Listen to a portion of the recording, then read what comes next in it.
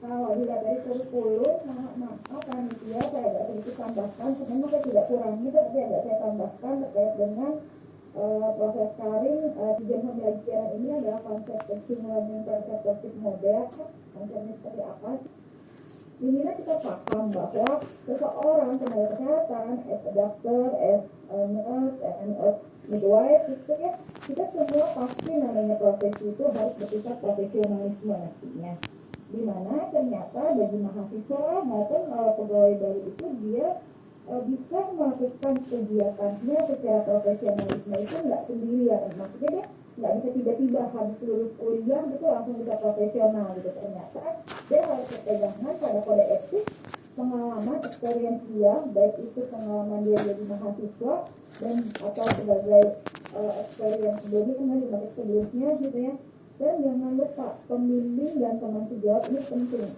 Jadi menurut si Borman and Sandler ini nggak bisa cuma hanya experience saja, tapi yang bisa berperan juga adalah pembimbing dan teman sejawat. Jadi kebayang betapa pentingnya teman-teman melakukan proses positif ini. Jadi kalau proses positifnya nggak benar, berarti jangan salah.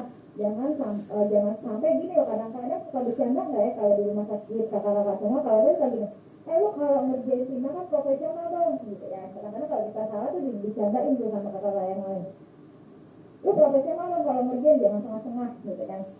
Sehingga saya juga melihat apa sih artinya profesional gitu. Jadi kalau emang profesional ternyata dia nggak tiba-tiba aja habis lulus langsung profesional, tapi juga nantinya bimbingan teman-teman sejawat gitu. Betapa pentingnya sektor dalam polisi, jadi nggak bisa tiba-tiba, dan butuh partisipasi, pengulangan, penguasan, akan menguatkan meningkatkan penangkapan proses pembelajaran. Keragaman dalam kegiatan belajar akan meningkatkan minat dan kegiatan untuk belajar, penggunaan informasi dan keterampilan akan membuat proses pembelajaran itu lebih efektif. Jadi belajar kalau misalnya kita nanti kok kenapa ya persepsi saya kok kegiatannya nggak banyak ya ininya apa sih modifikasinya atau bahan kinerjanya setelah menjadi persepsi saya kok gitu-gitu aja gitu. Berarti pada saat proses pembelajaran dia selama kita menjadi program persepsi kitanya sendiri juga tidak memberikan suatu diversifikasi ya media-medianya metode-metodenya itu aja mentang-mentang kayak saya nih ya suka ngomong gitu ya, saya belajarnya kuliah aja, maksudnya saya kasih aja pembelajaran secara audio aja gitu ya, atau enggak yang udah kamu bikin aja terus gitu tanpa ada partisipasi dan kerja. Betapa kita ya ternyata justru yang nangkep paling banyak itu adalah pada saat si persepsinya itu lebih banyak aktif ya. Jadi misalnya nih kita pelajaran misalnya kayak saya nih lagi ngajarin terkait dengan bagaimana metode pembelajaran gitu ya. Ternyata kalau cuma saya ngasih lecture aja, kayak saya ngasih kuliah segini cuma 5%. Kebayang kalau misalnya cuma saya kasih 10 slide. Berarti mungkin yang dilihat, yang diingat gitu ya, cuma 5%, 10 slide, ada tuh 5%-nya nggak sampai 1 slide. Mungkin yang diingat itu ada para persepsi yang memang menghadiri presentasi saya cuma satu halaman doang, itu slide pertama doang judulnya gitu ya, kan nggak lucu ya. Tapi kalau kita sampai mau nugaskan dia untuk dia belajar membaca itu naik 10%, adanya audio visual seperti ini juga bisa naik 20% ya. Jadi praktis itu 75%, tapi kalau misalnya sama teman, oke kamu presentasi lihat ke teman kamu atau di antara teman, atau persepsinya itu ngajarin misalnya walaupun dibimbing oleh si preseptornya, ngajarin sesama teman itu bisa 90%. Jadi itu yang bisa diambil metodenya oleh preseptor biar si persepsinya itu nangkep lebih cepat ya.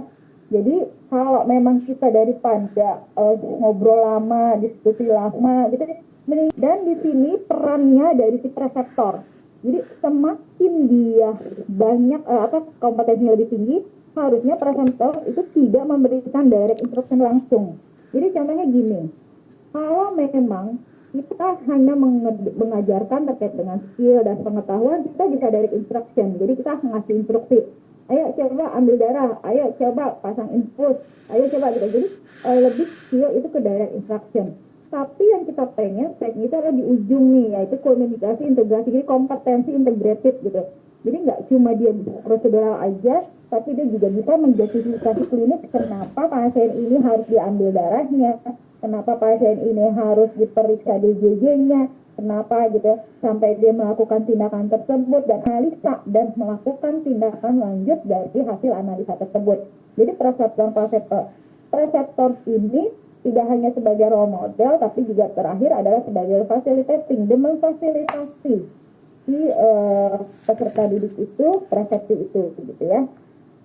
Prinsip pembelajaran preseptor adalah pembelajaran orang dewasa. Kita paham orang dewasa itu berarti dia bertanggung jawab terhadap pengetahuan yang didapatkan dan dia bisa mengembangkan terkait dengan apa yang didapatkan.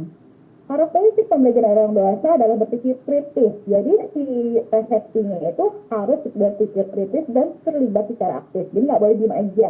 Jadi kalau kita ngajar ternyata persepsinya diem aja, berarti bukan pembelajaran orang dewasa gitu ya. Sekarang nggak ada tuh yang hanya ngajar cuma ya udahlah kita penting ngajar gitu kan, terserah persepsinya mau dengerin nggak dengerin gitu, I don't care gitu ya. Penting saya udah ngelakuin tugas. Itu bukan begitu sebenarnya preseptor yang baik gitu ya.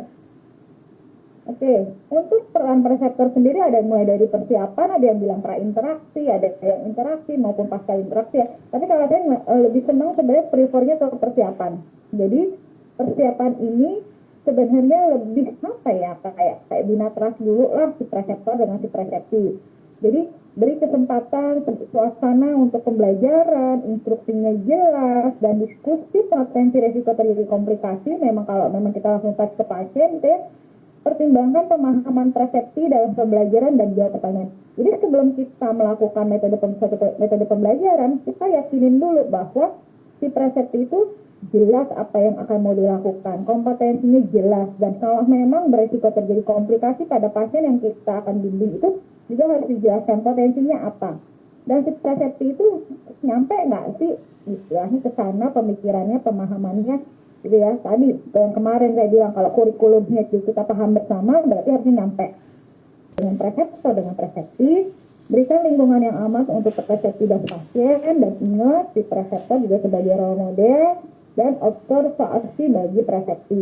Jadi contohnya nih, misalnya kita metodenya terkait dengan bedside teaching gitu ya. Jadi lingkungannya kita harus pastikan bahwa baik persepsi mau pasiennya juga aman. Karena kan tadi rumah sakit pendidikan ujung-ujungnya adalah pasien safety. Nggak boleh nggak aman baik itu buat persepsi maupun pasiennya. Jadi kalau misalnya nih kita konstruktif, jadi tidak ngejudgment dia, nggak underestimate dia gitu ya, bahwa yang dilakukan itu salah banget, merugikan pasien gitu ya. Kalau memang hal itu terjadi, berarti proses preseptorshipnya nggak jalan. Harusnya kalau memang merugikan pasien kita langsung ambil alih. Jadi kalau memang hal itu dia tidak belum tepat melakukan tindakannya, maka tetap kita berikan feedback yang konstruktif bentuknya. Dan bimbing persepsi untuk refleksi bagaimana mengaplikasikan pengetahuan untuk pengalaman ke depan. Jadi dari hasil refleksi tadi, si persepsi juga dikasih tahu nanti ke depannya kamu harus lebih baik atau kamu pertahankan gitu, sehingga si persepsi itu langsung inget gitu apa yang tadi dia kerjain, yang kurang bagus diapain, yang bagus ditingkatkan gitu. Jadi teman-teman nggak rugi kok meluangkan waktu nggak lama untuk proses pasca interaksi ini 10 sampai 10 menit gitu. Cuma kita gimana coba refleksi, dia akan mengatakan gini dan kita menguatkan hal positif dan feedbacknya apa, itu si persepsi akan sangat berterima kasih ya. Kenyataannya condition dan degree gitu. Jadi sebelum kita membimbing mahasiswa atau membimbing perawat baru atau nakes baru, kita make sure audiens kita siapa, persepsi kita siapa. Tadi apakah mahasiswa, staff dengan new experience kita, atau yang dia fresh graduate, atau yang staff yang memang sudah punya experience. Behavior ini kita mau ngapain sih? Apakah demonstrasi pengetahuan, keterampilan, dan sikap gitu ya. Condition itu lingkungan. Pada saat kita mau melakukan proses reseptor itu, lingkungan seperti apa sih? Atau bisa saja instrumen apa yang diperlukan pada saat proses pembelajaran. D-nya degree, itu waktunya kapan atau keakuratannya seperti apa. Ini contoh kita membuat objektif learning-nya seperti ini. Contohnya, mahasiswa perawat mampu melakukan pengukuran tanda-tanda vital pada pasien baru sesuai SPO. Ya, jadi pada saat kita mau menentukan nih hari ini kan gitu kan, dari kompetensi, sekian banyak kompetensi, saya mahasiswa itu terkait dengan tanda-tanda vital. Yuk kita ngomong mahasiswa bahwa tujuan kita kali ini seperti ini. Atau dietitian baru mampu melakukan pengkajian nutrisi pada pasien dengan diabetes sesuai formulir rumah sakit. Atau tujuan ini misalnya mahasiswa radiografer mampu melakukan fotosentorak PA pada pasien anak tanpa kesalahan. Untuk bidan, misalnya bisa bidan baru mampu mengajarkan senam pada ibu hamil sesuai SPO rumah sakit bidik gitu. Atau bahkan seperti ibu yang sedang mengandung gitu ya. Jadi seperti ibu yang ingin melahirkan anaknya, dia kebayang seperti apa nanti anaknya dan dia akan membimbing anaknya hingga seperti dia. Ya, jadi intinya resepsi itu bukanlah orang lain digambarkan yang akan menjadi musuh kita, atau peran si reseptor ini dari mulai mahasiswa, perawat baru atau perawat yang punya experience memasuki lingkungan rumah sakit. Ada suatu proses di sini nanti kita belajar terkait dengan reality shock, apa yang terjadi bagi mereka yang masuk ke lingkungan rumah sakit. Atau bisa saja ini menjadi cermin diri kita mungkin ya pada saat kita masuk ke rumah sakit, pindah ke rumah sakit gitu ya, atau baru lulus, ini kita sebenarnya masuk ke dalam reality shock. Dan dengan pemahaman reality shock ini sebenarnya akan mempermudah preseptor untuk mencari metode pembelajaran apa yang baik untuk si resepsinya tersebut.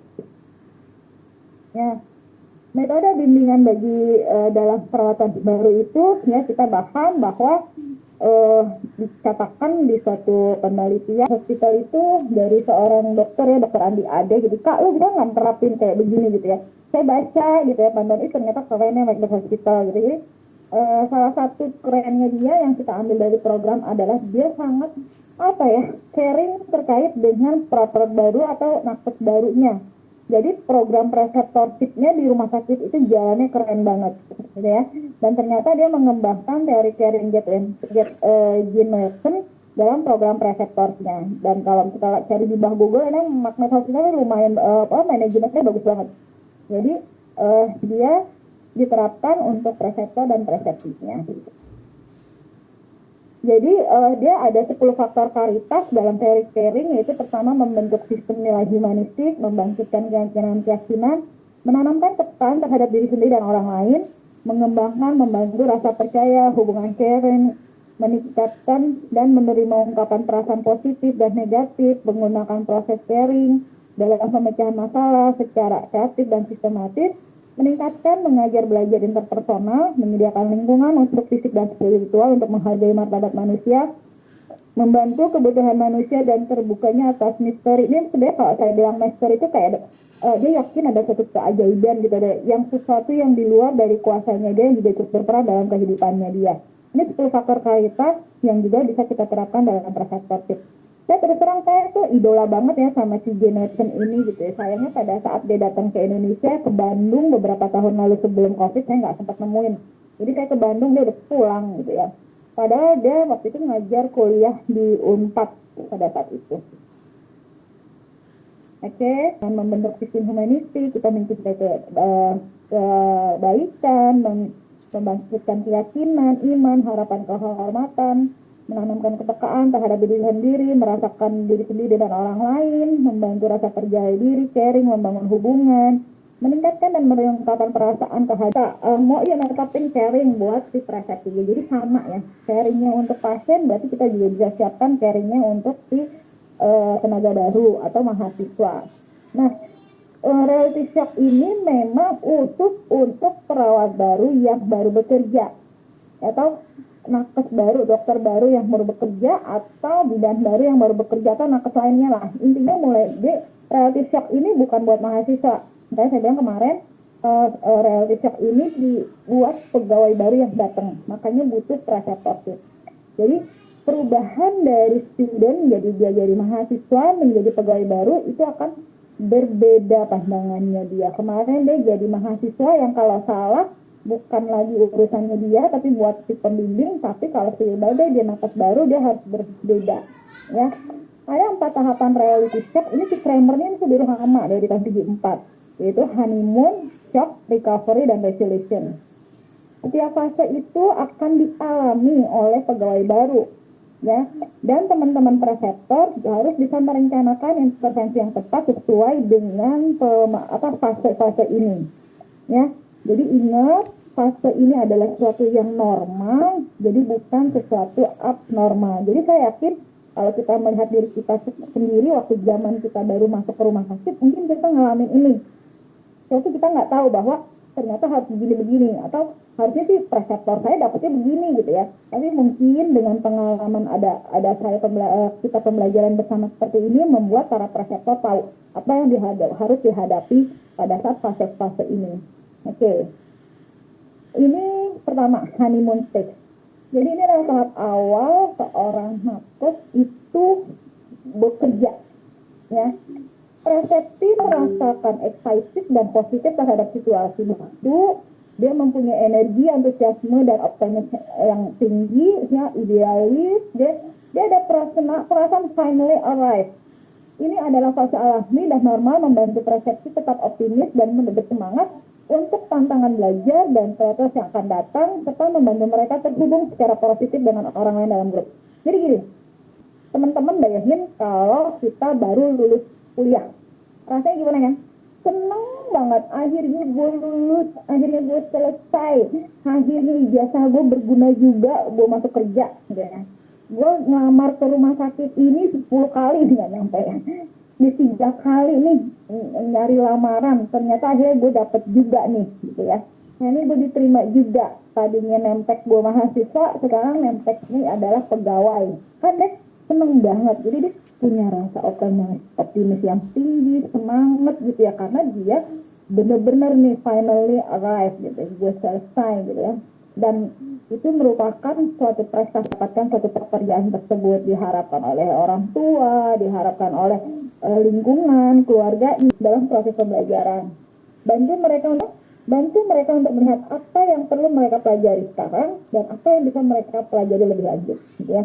Jadi namanya honeymoon, semuanya dia udah dapat dari pengalaman dia waktu pengalaman praktek misalnya, dengan teori-teori yang dia baca, jurnal-jurnal yang dia baca. Segitu tumplak dia pengen kerjain. Ternyata ada beberapa yang memang harus menunggu. Shock stage. Ya, shock stage ini, fase ini sangat kontras dengan periode bulan madu. Mungkin sebagai akibat insiden tertentu yang sulit atau mengecewakan bagi persepsi. Misalnya dia buat kesalahan. Atau mendapatkan umpan balik dari yang negatif dari di rumah sakitnya. Atau terjadi begitu saja tanpa pemikiran spesifik.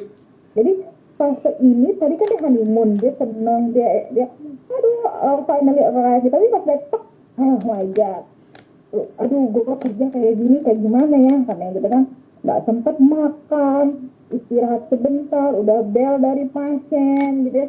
Aduh, secara teori saya harus contohnya misalnya infusannya harus ini, ternyata nggak bisa, tetesannya nggak sesuai, atau nggak hal-hal lainnya lah yang membuat dia kecewa gitu. Ternyata tidak sesuai dengan harapan di saat dia bekerja gitu ya. Apalagi dia misalnya biasanya prakteknya di tipe A gitu, ternyata dia harus kerja di tipe D yang mungkin berbeda antara kasus-kasusnya seperti itu.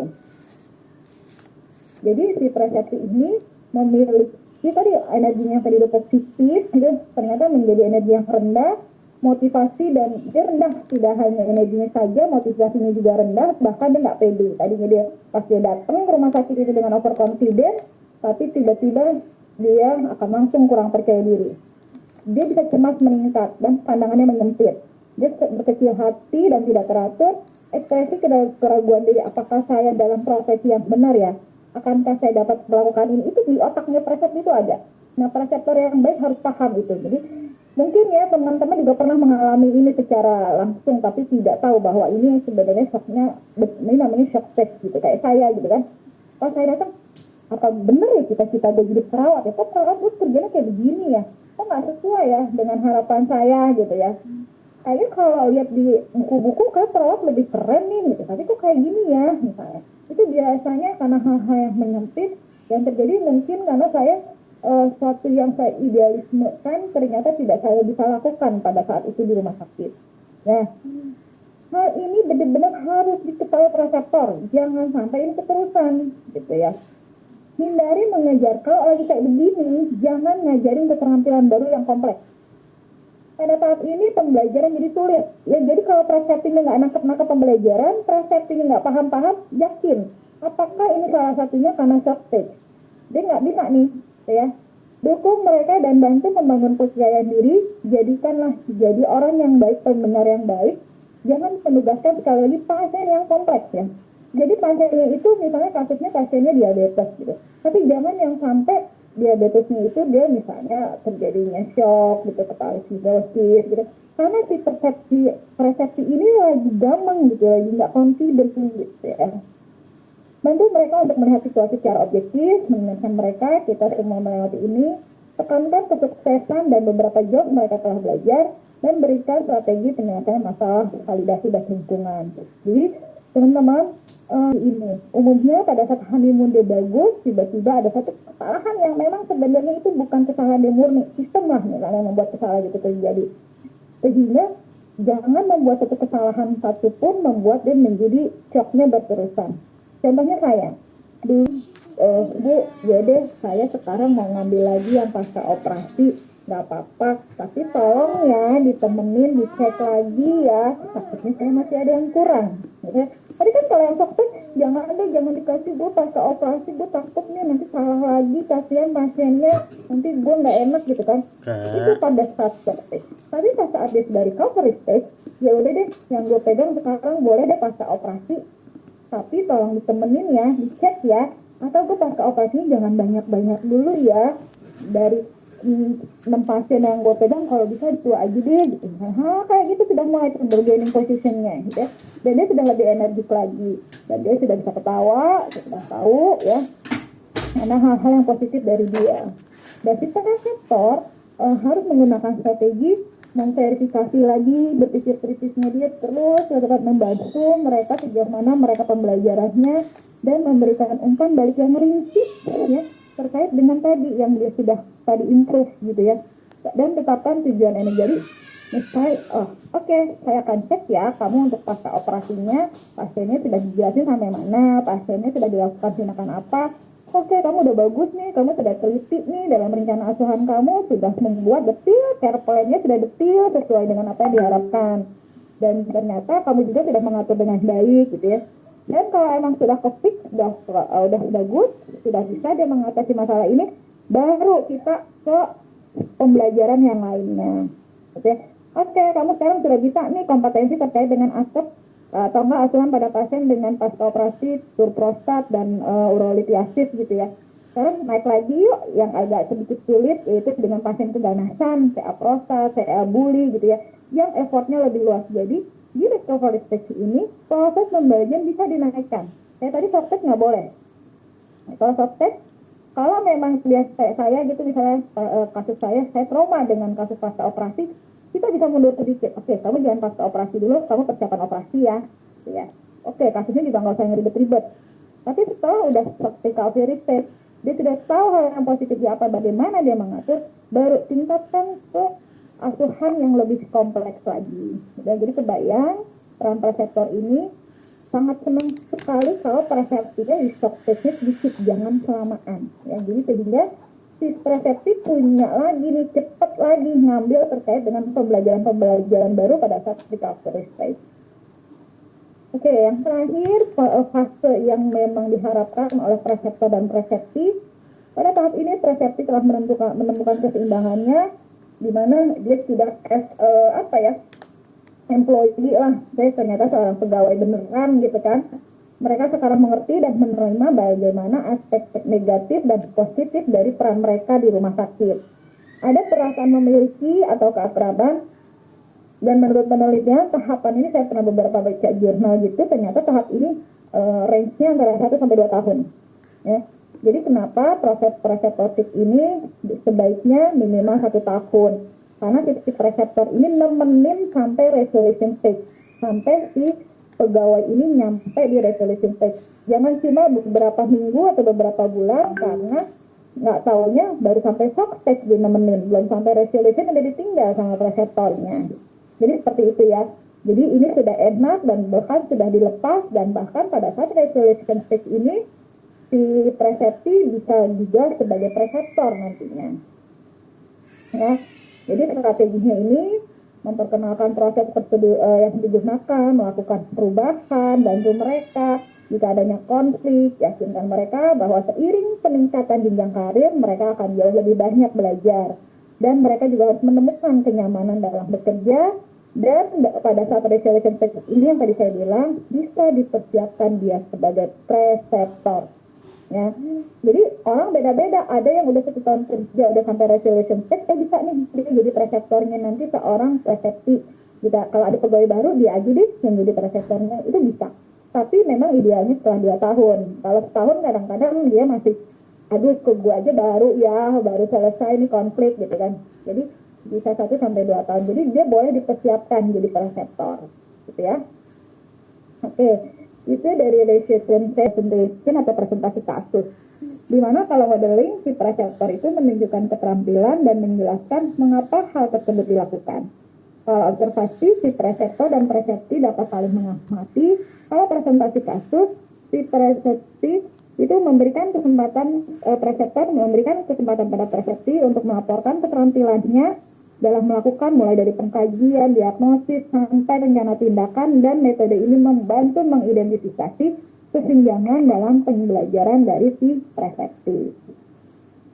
Ada juga metode menanyakan langsung, jadi menumbuhkan keterampilan berpikir kritis dan mengembangkan dasar pengetahuan precepti dalam memecahkan masalah di situasi klinis.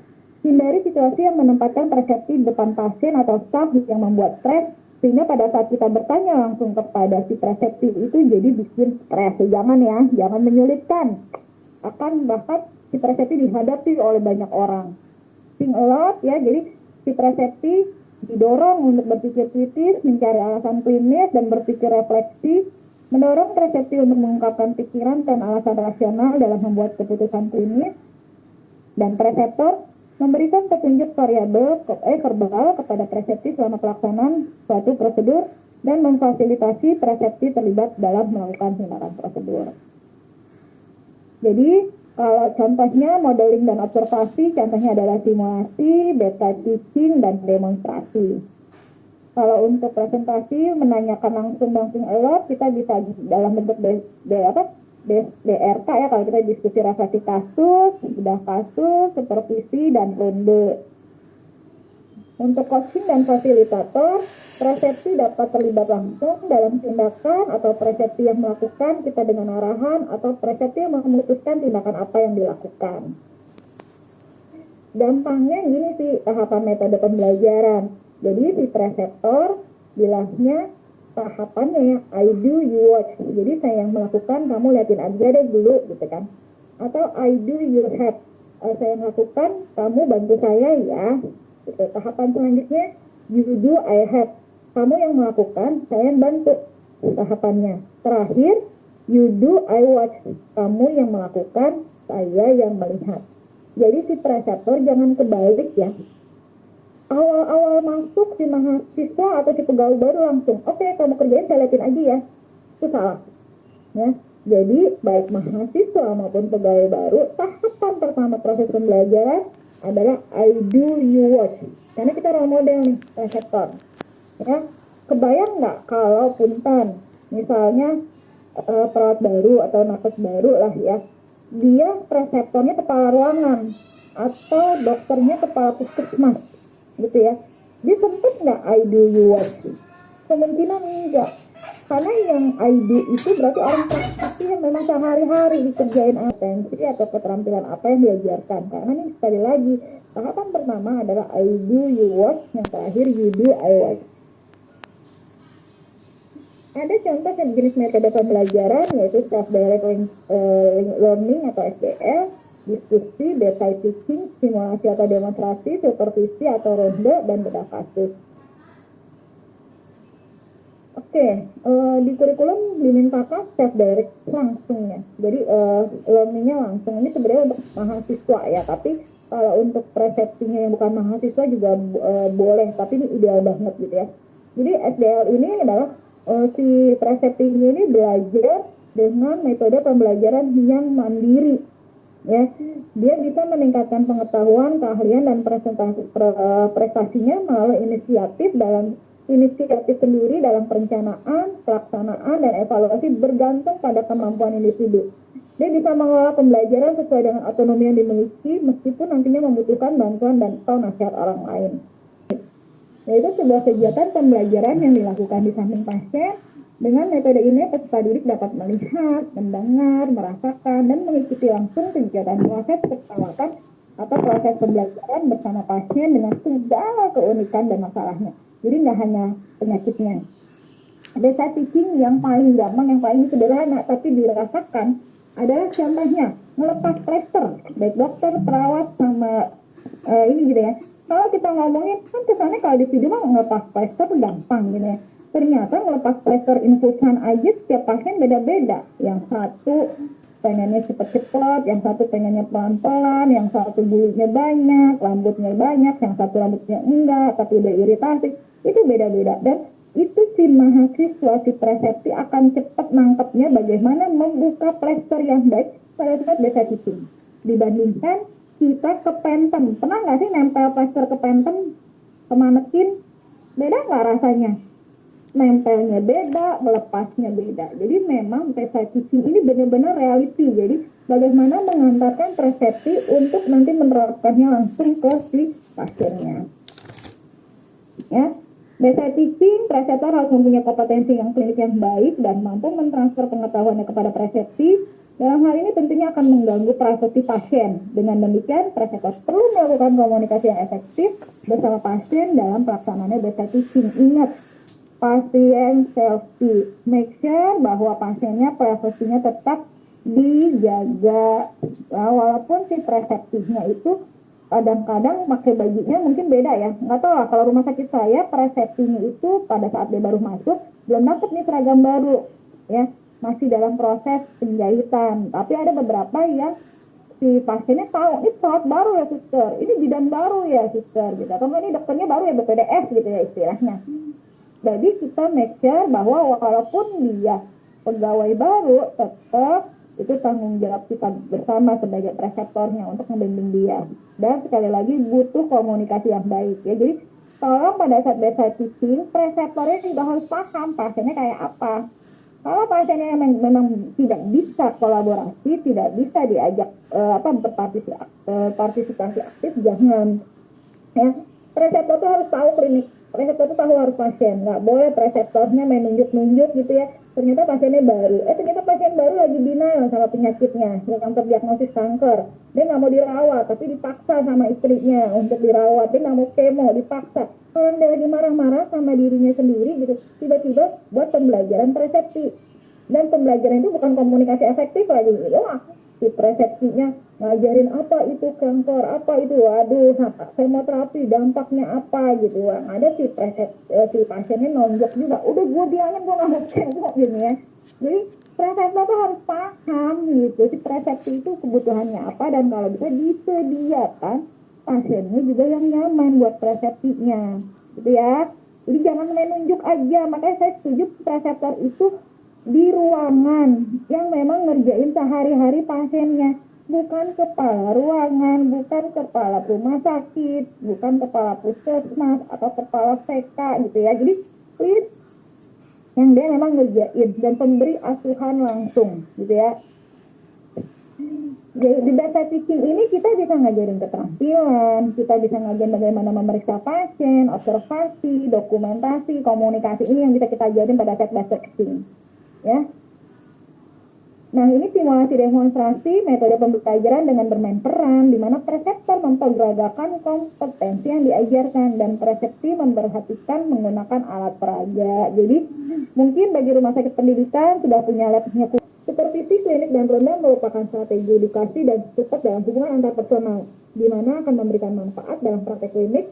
Ronda merupakan suatu metode pembelajaran klinik yang memungkinkan presepsi dapat mentransfer dan mengaplikasikan pengetahuan teoretis ke dalam praktiknya secara langsung. Jadi ronda itu kan kita langsung lihat ya. Jadi asuhan apa yang sudah diberikan, saya yakin lah kalau yang pernah jadi BPDS, yang pernah jadi mahasiswa keperawatan dan kebidanan udah biasa tuh kalau diikutin ronda gitu ya.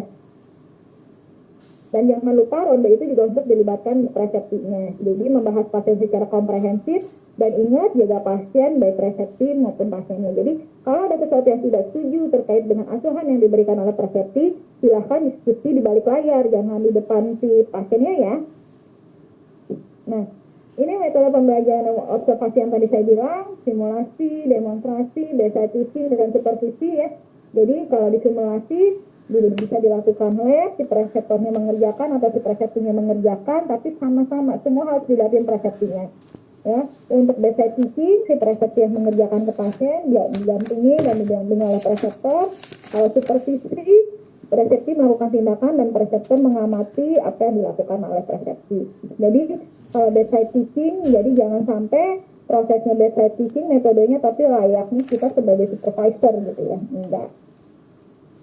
Oke, itu saja dari saya, mungkin karena waktu juga ya. Kesimpulan, pemilihan metode pembelajaran itu bisa kita lakukan, yang penting kita paham dulu tujuan pembelajaran itu apa, dan yakinkan kompetensi atau apa ya, jenis karakteristik kita seperti apa, dan tahapan pembelajarannya mau kayak apa. Dan jangan lupa perhatikan yang penting, dalam memilih metode pembelajaran, kita paham nih relative shock ini di stage berapa. Ya, jangan sampai kita salah memahami stage-nya, nggak taunya pembelajaran itu sangat sulit dipahami oleh si persepsi. Mungkin itu dari saya, ini referensi yang saya dapatkan. Jadi remember, kita dapat 10% kapan siang Kaisa. Kaisa ini saya kan kita kan udah 2 hari ini membelajar tentang perseptorship. Nah, nanti kan di lapangan kita pasti kan ditugaskan untuk melakukan evaluasi, feedback ataupun bimbingan ke persepsi. Nah, pada saat kita melakukan bimbingan, kita udah kontrak waktu lah dengan persepsi untuk melakukan refleksi dan feedback. Nah, pada saat kita melakukan itu, kita ada sesuatu keperluan pada hari itu. Apakah kita boleh handover ke perseptor tip lain, ataukah kita kontak waktu lagi dengan persepsi itu? Terima kasih, Kak. Tidak, Kak Rohani. Kalau preseptor itu, ini untuk pegawai baru atau untuk mahasiswa ya, Kak Rohani? Pegawai baru. Ya. Kak Rohani, ada baiknya kalau preseptor itu dia kan akan terlibat selama 1 tahun. Jadi, kalau memang bisa ditunda, lebih baik ditunda. Jangan didelegasikan ke preseptor yang lainnya. Kalau memang tujuan pembelajarannya itu masih bisa diulang, dalam arti pasien yang lain masih ada, kesempatan tindakan itu masih ada gitu ya. Kecuali emang benar-benar itu tindakan yang jarang gitu ya, mungkin sebulan sekali atau jarang sekali ya. Mau nggak mau kita udah yakin nih gitu ya, nggak ada lagi. Nah itu boleh didelegasikan. Tapi ada baiknya kalau memang bisa menunggu, kalau untuk pegawai baru, biar karena si preseptornya ini dia harus ngikutin terus nih kegiatannya persepsi. Jadi preseptor lebih baik ditunda sampai waktunya tepat dan si persepsi ini sudah nyaman dengan preseptornya. Jangan ditunda, kecuali dia cuma gini, dia tindakan, tapi tindakannya itu tidak bukan untuk mengevaluasi, lebih karena memperdalam lagi deh keterampilannya. Kamu nanti di sini ada ya, tapi saya nggak lagi dinas itu gitu ya. Ya monggo silahkan. Tapi memang ada baiknya. Teman-teman harus paham preseptor dan persepsi harus sama ya dinasnya. Jadi preseptornya dinas pagi, persepsinya dinas pagi. Preseptornya dinas sore, persepsinya dinas sore. Jangan dibedain dinasnya. Ya kecuali memang ada hal-hal yang memang di luar gitu ya. Bahkan kalau di kita kadang-kadang kalau preseptornya cuti, persepsinya boleh cuti nggak boleh, karena persepsinya kan baru ya, belum setahun nggak dapat cuti, itu didelegasikan. Jadi ini ya, dan delegasinya tuh nggak kayak apa tahu bulat digoreng dadakan, ya. Ini ya, kakak biasanya kan satu ruangan tuh preseptor bisa ada banyak, nggak cuma satu, biasanya kita bisa 3 gitu ya. Jadi kita operate ke preseptor yang lain. Gue mau cuti ya, gitu ya. Tapi bukan cuti melahirkan yang 3 bulan. Cuti ya, gue mau jalan-jalan dulu nih, burn out gitu kan. 3 hari. Ini anakku dinasnya nanti bareng sama dirimu, gitu ya. Dia mau rencana 3 hari ke depan yang mau diambil ini. Anak ini udah begini-gini. Jadi kita kasih informasi. Tadi kan ada stage ya pada persepsi yang maksudnya karyawan baru gitu ya. Misalkan dia mengalami stage ini melakukan kesalahan di suatu ruangan gitu. Jadi dia belum terlewati stage-nya itu, dia melakukan kesalahan kedua kali dengan kasus yang sama gitu. Ini bagusnya dia dipindah ke ruangan lain atau tetap di ruangan yang sama, Bu? Pada saat stage Artinya dia ada satu kesalahan yang harusnya diperbaiki oleh si preseptornya. Jadi si soft stage ini misalnya ada satu kesalahan yang kemungkinan dia kesalahan yang keduanya nggak sama nih. Misalnya contohnya kayak saya tadi tuh di soft stage, saya nggak cek elektrolit gitu kan. Ternyata pas di si preseptornya jangan langsung blaming ke si preseptifnya ya. Aduh, kamu males ya, kamu teledor ya, kayak gini enggak. Tapi dicari sistem apa yang membuat dia tidak, karena kan kita duduk bareng nih preseptor sama preseptif. Pasti dia tahu kondisi apa yang membuat dia membuat kesalahan atau kelalaian. Oh, ternyata pada saat itu dia yang pasca operasinya banyak yang beda, yang dia pegang. Dia pegang 6 pasien, 4 pasiennya si pasien itu dipegang sama dia yang pasca operasi gitu kan. Atau sebenarnya memang dia belum paham bahwa harusnya dicek elektrolit pada pasien-pasien dengan urolitiasis tidak hanya turun prostat saja, nah, kayak gitu. Nah, pada saat kita sudah bimbing pada saat itu, tapi kalau kesalahan yang sama dia masih melakukan lagi, kita akan tanya lagi. Jadi no blaming culture, apalagi dipindahkan tidak boleh. Jadi si persepsi ini, preseptornya akan bertanya lagi ke persepsi kamu butuh dibimbing apa lagi sih untuk biar kamu lebih baik, ya.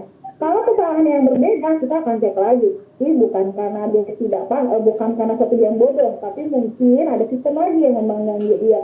Atau proses pembelajaran preseptorship kita yang kurang bagus, sehingga kok dia nggak kena ya apa yang saya ajarin. Gitu ya Kak Khalid. Jadi diharapkan jangan pernah memindahkan seseorang sebelum dia kita sampai ke resolution stage-nya. Kalau bisa bagaimana caranya soft stage ini selesai untuk sampai recovery stage di ruangan yang sama. Jangan pindah-pindahin. Kalau pindah-pindahin lagi dia balik lagi tuh. Soft stage-nya belum selesai, dia belum paham terkait dengan kebijakan di ruangan tersebut gitu ya. Tiba-tiba dia harus lagi nih sosialisasi lagi, kenalan lagi sama teman-teman di ruangan lain gitu. Itu juga merupakan satu kecemasan bagi dirinya.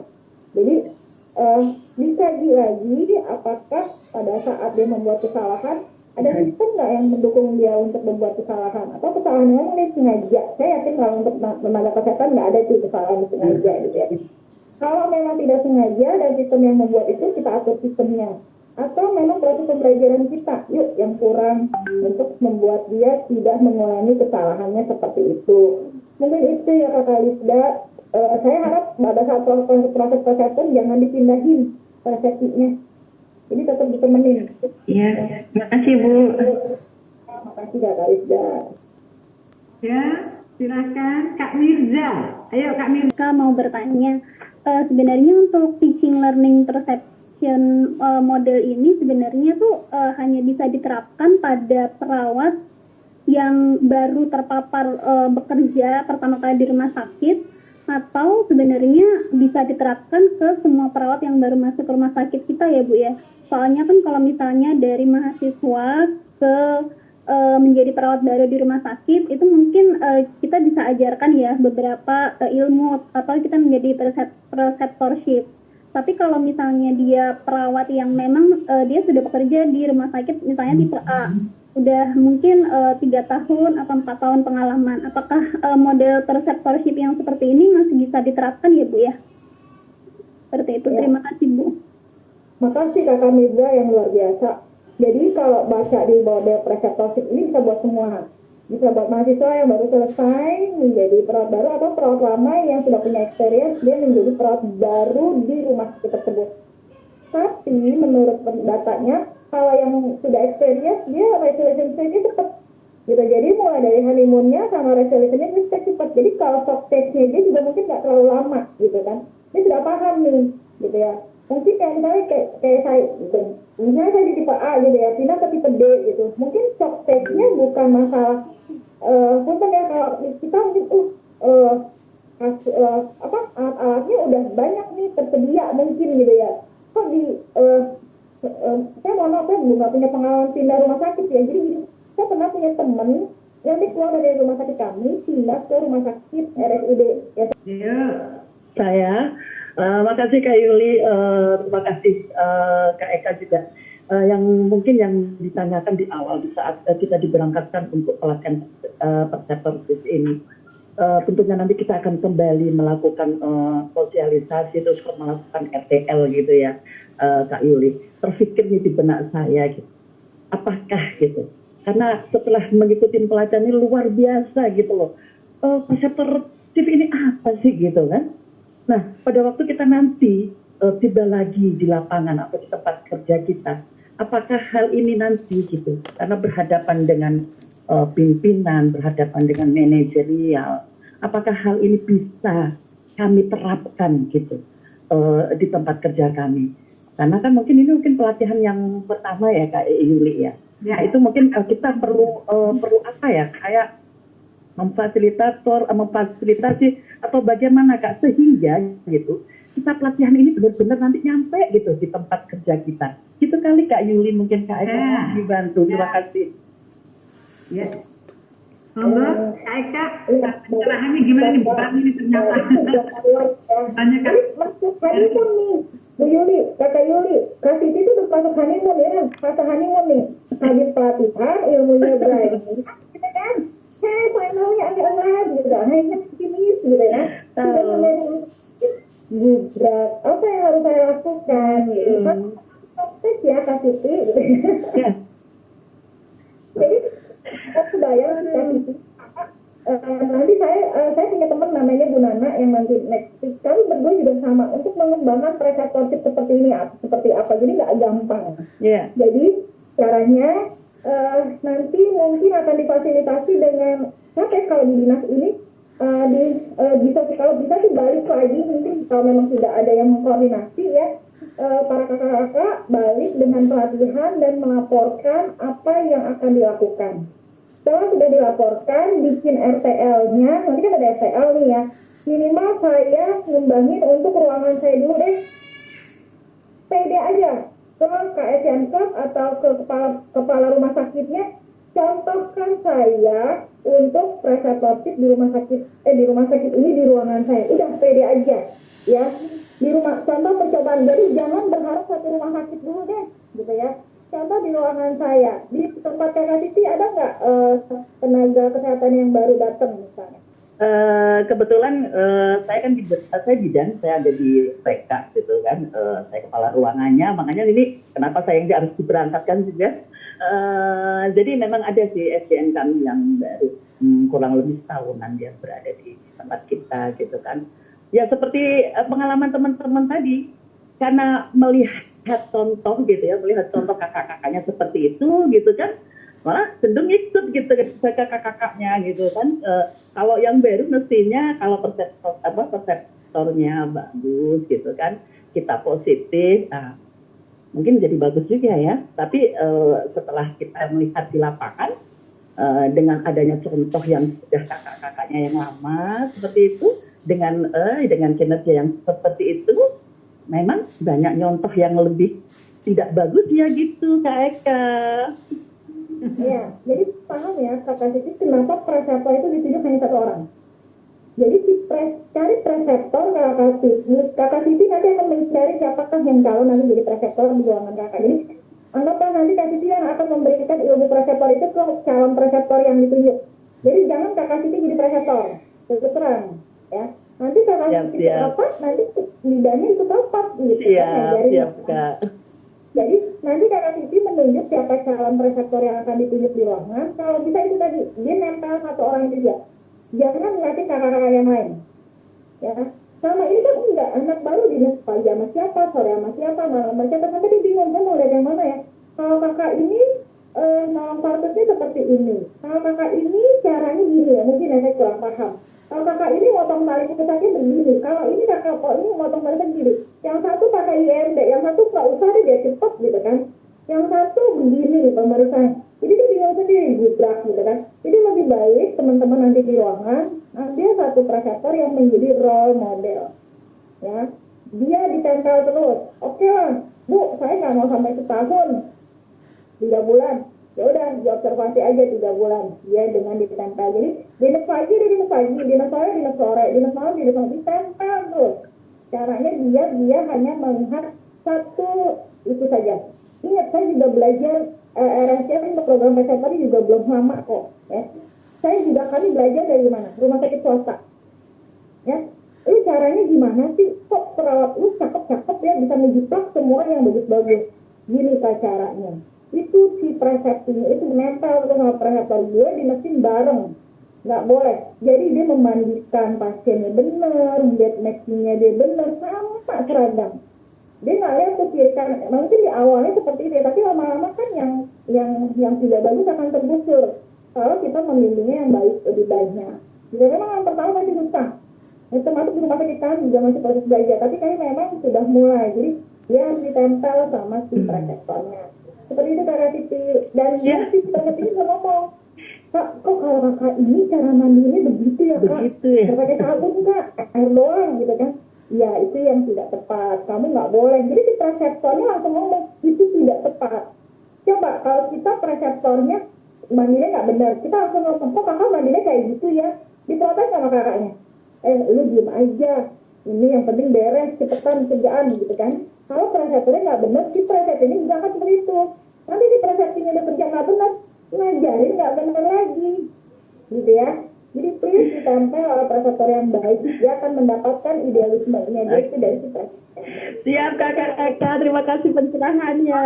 Alhamdulillah. Mohon izin waktu juga yang membatasi kita udah jam 12 lebih. Tenaga di situ, di rosternya tetap 1:6, bukan 1:12. Jadi tidak dihitung. Jadi karena memang ada proses preseptorship, jadi bisa tidak dihitung sebagai tenaga.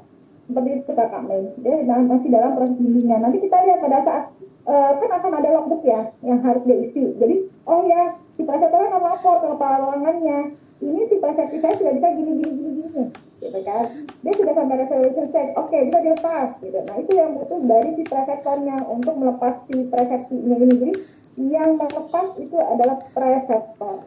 Kalau saya di kami, rumah sakit kami, preseptor itu juga yang akan meminta kepada kepala ruangan agar si anak ini di-assess. Anak saya udah cakep nih, logbooknya udah bagus, gini. Oke, siap untuk assessment. Itu bukan dari kepala ruangan, tapi dari preseptor. Ini preseptor yang meminta kepada kepala ruangannya agar si presepsinya itu di-assess, agar diberikan kewenangan klinisnya dan dia megang pasien. Seperti itu. Itu Kakak Mei. Oke, saya kasih kesempatan satu lagi siapa? Kak Laili. Iya bu. Ya, silakan Iya, Kak. Bu. Dia stop ya, habis Kak Laili. Iya. Iya bu. Sebentar aja bu. Ya, silakan.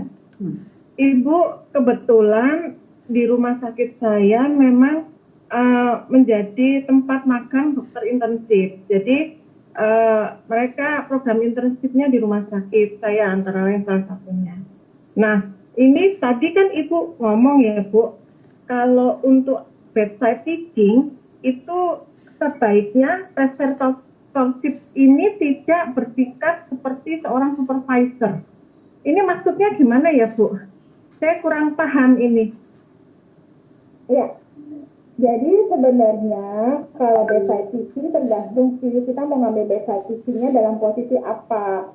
Kalau dia I do you watch berarti si tahapannya ya kita yang masih kita ngerjain dia melihat. Tapi kalau dia you do I watch tahapannya sudah lebih tinggi, berarti kita ngeliatin. Tapi supervisinya gini loh bu, kadang-kadang sayangnya film saya nggak bisa film saya nggak bisa puterin di sini, nanti besok lah kalau saya ke sana gitu kan. Jadi gayanya itu loh bu, untuk bukan mensupervisi menyahan, bukan mensupervisi, tapi benar-benar dalam hati membuat dia nyaman, membuat lingkungan dia memang dia mengerjakan tugasnya dengan baik. Jadi bukan kayak ujian bu, maksud saya gitu kak.